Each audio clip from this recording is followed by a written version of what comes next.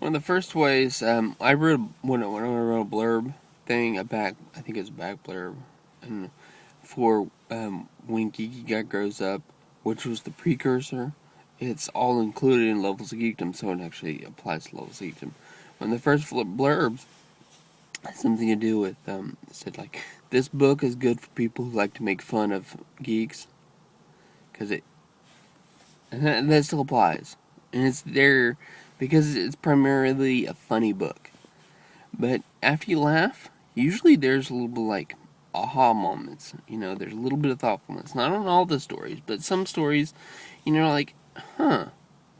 Because, okay, funny books primarily are to make you laugh, of course. But every joke, at least every joke that has nothing to do with farts, because farts are just funny. But every other joke has some element of truth to it. There's something about it that might be ironic or all that it happens, but it happens. I mean, it's all these funny things. They're about there's truth underlying. There's a little nugget of truth. So when you're done laughing, you might see that nugget of truth. It might be too shrouded in ha-has to be seen, but that's what my levels of geekdom is. It's stuff that makes you laugh and then makes you go, oh, maybe I should laugh after all. Aha, I thought. It's not as serious as some writings. Like, I go a step further, I think, past the funny or deeper if it's like a pearl, getting down to the ahas. In embracing uniqueness, I end up using a lot of the same phraseology, some of the same words. Sometimes I use similar stories. They're not very many, but some of them are the same stories even. But I'm a lot more serious in embracing uniqueness. It's different book. It's not like I copy and pasted and just changed the cover. I mean, it's a different book. The first, if you want to get a feel for the kind of how I think, go for Levels Geekdom. It's how I think.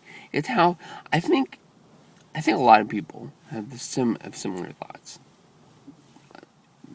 Maybe not as many as maybe it's not an overwhelming amount, but there are a lot of those thoughts out there, and a lot of geeks, losers, nerds, dweebs, whatever, embracing uniqueness because even it's the same sort of thing because they're looking at stereotypical names, but more serious.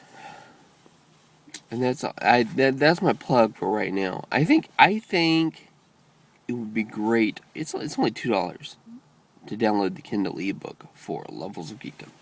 So it's not like it's a huge investment and time. I'm waiting for some reviews for people who have actually read it. I don't know how long it takes to read on ebook or for print for that matter because it's the same stuff. I just reformatted it for ebooks. I don't know how long it takes to read. Maybe a couple weeks because I've got one friend who bought it and it hasn't been but maybe a week and a half or 2 weeks and he's almost done. But I think everybody should at least download it and read it. Read it in your super time. It gets you a feel for what stereotypical geeks struggle with a little bit, and it makes you laugh. It's that was my purpose. Was making people laugh. If you don't know this about me, I've been into stand-up comedy for a long time. I don't know. Maybe I'll write a chronology someday. Maybe 15 years. Maybe I started really regularly watching stand-up comedians and thinking, oh, I can do that. Okay, and 15 years later, I have not done it. I've been on the stage, but not on a real stage. It was behind a pulpit, which is similar. being a preacher is similar, but and that was it's been 4.5 years since I was a film preacher, because at the small church we used to go to in Kansas, I was the film preacher for a while and preached maybe 7 little sermonettes.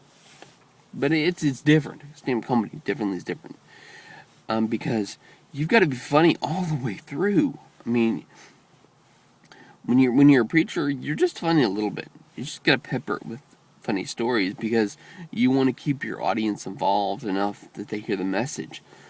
In stand-up comedy, there might not really be a message, but like I said, it's going to be underlying. There's going to be an underlying message.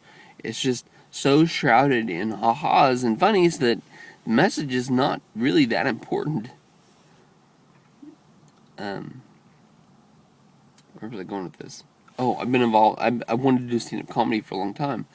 And the first time I had a YouTube account, or actually it might have been this account, but I maybe it was a different account, I don't remember. But it was a long time ago. I did vlogs a lot.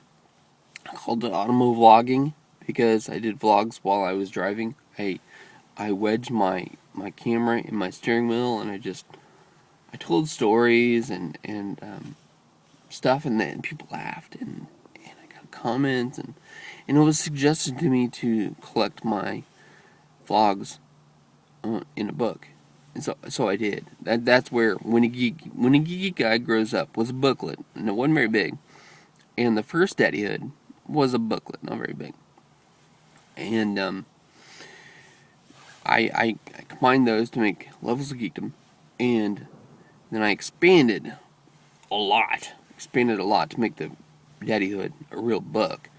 Daddyhood, and I don't remember what my subtitle is. It's being an active father of children, small children, maybe. I something like that. I plan on writing another Daddyhood book, but not calling it Daddyhood. The next one's going to be called Twinity, and it's coming out later this year, about having daughters who are tweens, between kids and grown-ups. You got that tween thing. Anyway, that's where it came from originally. It was like stand-up comedy transcribed, because I've never actually given it on stage, but that's why it's probably funny, and embracing uniqueness is different, because most of that has never been said. Most of Levels of Geekdom I have said. Maybe stories I've told or vlogged. Yeah, it's almost time for workouts. I'm sitting in the parking lot right now, and I'm gonna go in.